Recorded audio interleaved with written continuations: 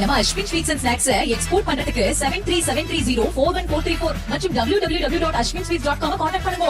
தைப்பொங்கலையொட்டி சென்னையை அடுத்த செம்மஞ்சேரியில் உள்ள செயின்ட் ஜோசப் பொறியியல் மற்றும் தொழில்நுட்ப கல்லூரியில் கிராமிய கலைகளுடன் கொண்டாட்டம் களை கட்டியது.